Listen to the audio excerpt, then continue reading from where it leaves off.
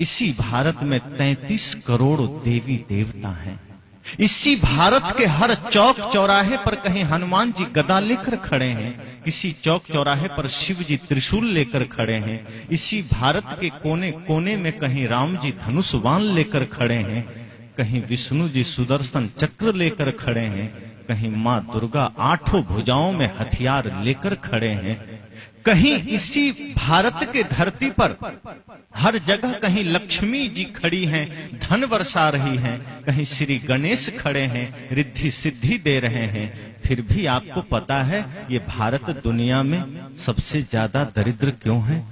जिस भारत की धरती में लक्ष्मी विराजमान हो, जिस भारत की धरती में गणेश जी विराजमान हो, उस भारत में गरीबी क्यों है भाई? अमेरिका, रूस, फ्रांस, जापान जैसे देश जो लक्ष्मी गणेश को जानता भी नहीं है, वहां धन का खजाना गड़ा है, और जो भारत कहता है वो हमारे देवी देवता हैं, वो दरिद्र बना खड़ा है। जो भारत कहता है कि ब्रह्मा जी हमारे यहां पैदा हुए, बल्कि ब्रह्मा जी ने सृष्टि को जन्म दिया, जो भारत कहता है विष्णु जी हमारे घर में हुए, जो भारत कहता है शिव जी हमारे घर में हुए। शिव जी मतलब संपूर्ण सृष्टि को नाश करने वाला महाकाल। जो महाकाल भारत की धरती में जन्म लिया, उस भारत को एक छोटा सा पाकिस्तान कितने जख्म दे रहा है, वो शिव जी कहां सो रहा है? आज जो भारत की सीमाओं की हालत है, आज जो पाकिस्तान आतंकवादी भेज भेज कर हमारे सैनिकों की हत्या कर रहा है, वो सैनिक आपकी ही कोई पुत्र है, कोई भाई है, कोई आपका ही सगा संबंधी है, जो उस बॉर्डर पर खड़ा है। किसी भगवान के भीतर ये करुणा क्यों नहीं जगती कि मैं अपने लाल को घर भेज दूं? और हनुमान जी ये क्यों नहीं कहते कि मैं गदा लेकर भारत पाकिस्तान बॉर्डर पर एक बार खड़ा हो जाऊं और एक ही गदा में पाकिस्तान को परलोक सिधार दूं? क्यों हमारी सेना को मरना पड़ रहा है? क्यों हमारे भारत के जवानों को शहीद होना पड़ रहा है? शिव जी क्यों? और चीन के बॉर्डर पर त्रिशूल से एक बार में चीन का सत्यानाश कर देते, ताकि वो चीन जो हमारे ऑक्साई चीन को कब्जे में कर लिया, वो चीन जो अरुणाचल के कुछ हिस्से को कब्जे में कर लिया, लेकिन भगवान शिव अभी भी सो रहे हैं और हम फिर भी हाथ जोड़े खड़े हैं कि हे प्रभु, आपकी कृपा होगी तो सब कुछ होगा, आपकी कृपा होगी तो सब कुछ होगा, मुक्ति मिलेगी, बंधन से छूटेंगे। सदगुरु कबीर कहते हैं उस भरोसे में मत रहना। 33 करोड़ देवी देवता मानते हो, उतना ही भ्रष्ट ये भारत हो चुका है। और जिस 33 करोड़ देवी देवता की आप बात करते हैं, उन देवताओं का चरित्र कोई ठीक है क्या?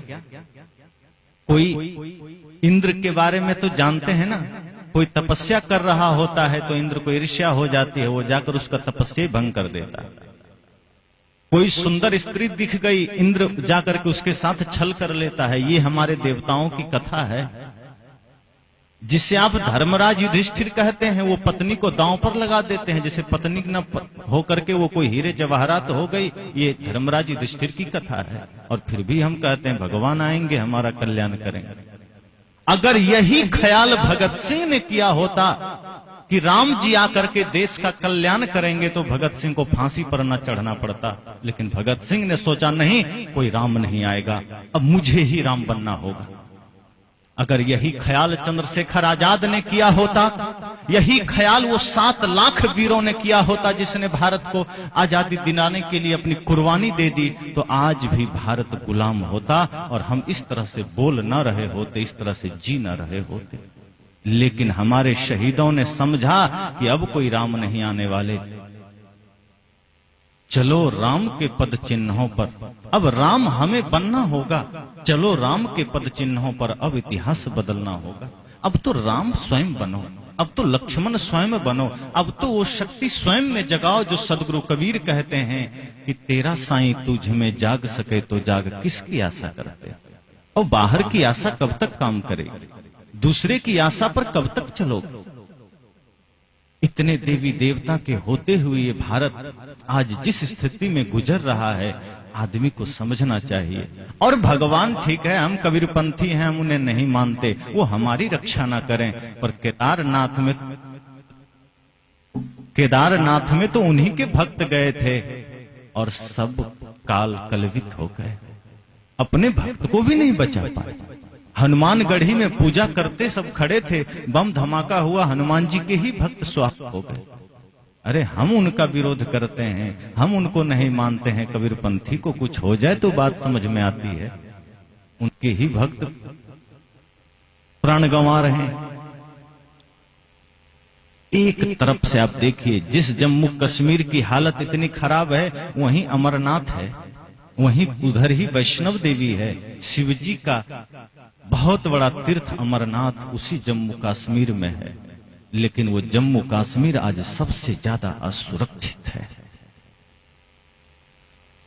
जिस देश में इतने सारे भगवान हों, जिस देश के एक एक घर में इतने सारे भगवान हों, वो देश इतना कंगाल